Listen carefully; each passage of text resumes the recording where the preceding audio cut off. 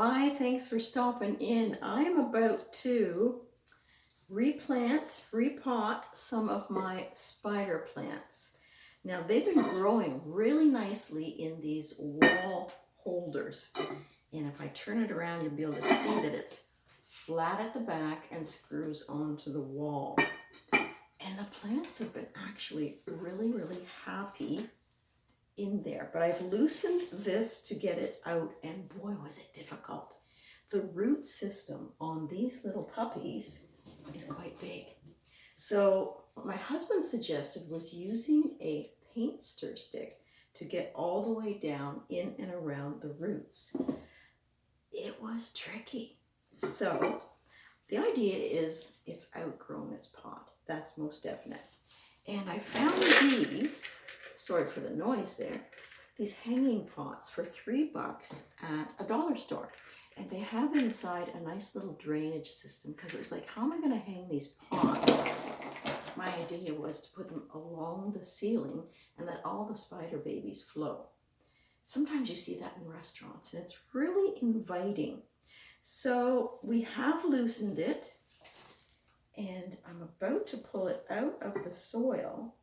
And I didn't know that the root system was so substantial.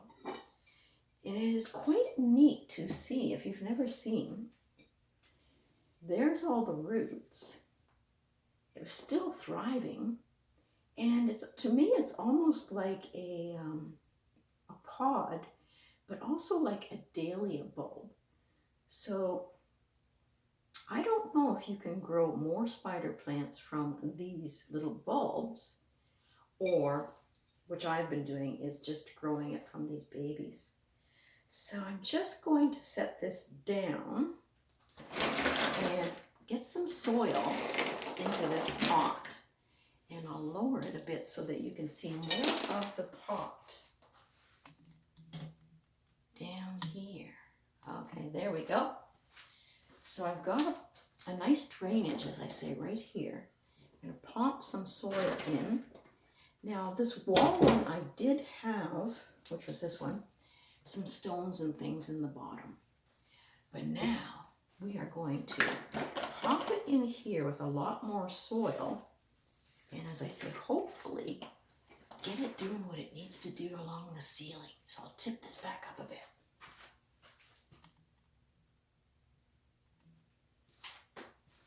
So I don't know how many of you people like to grow spider plants.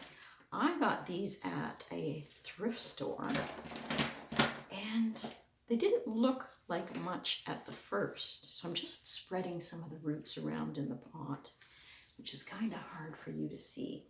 But that's what I'm going to do, is spread the roots around and then fill that pot with some nice, nutritious soil.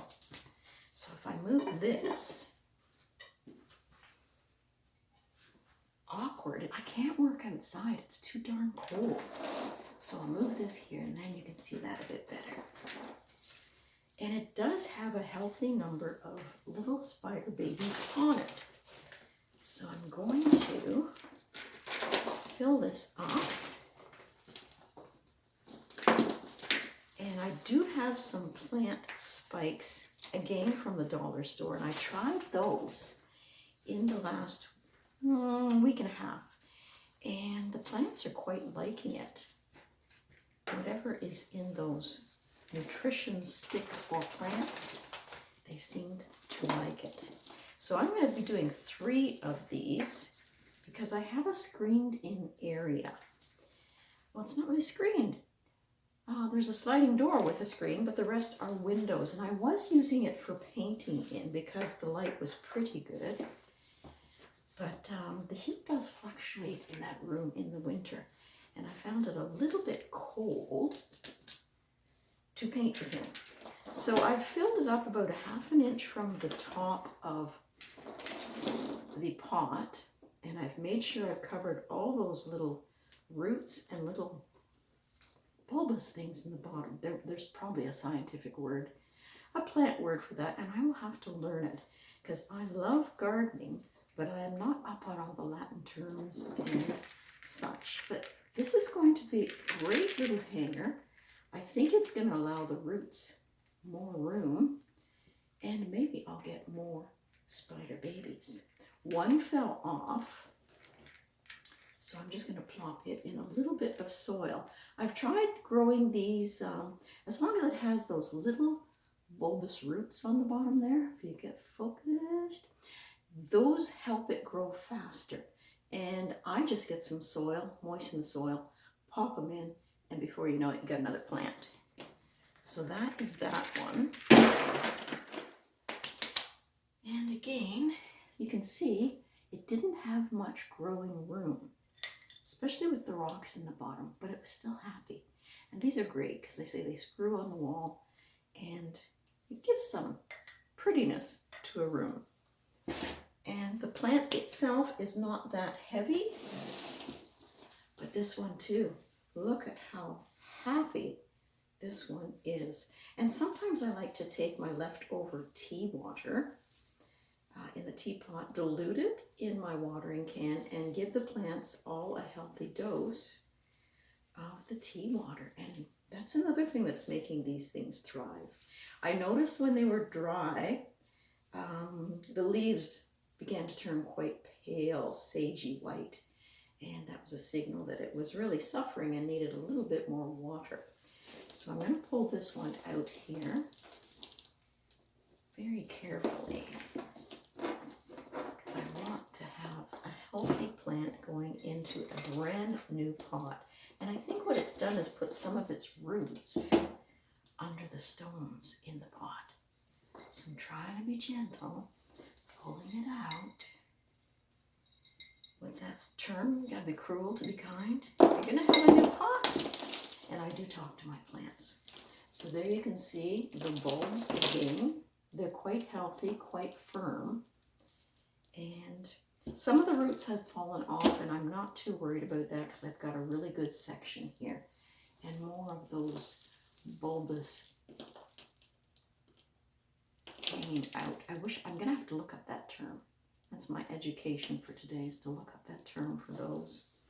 So I'm not reusing any of the old soil. And they are noisy, these cleaning cloths. There we go, put it in the camera. So it does take about 4 inches of soil to fill this up.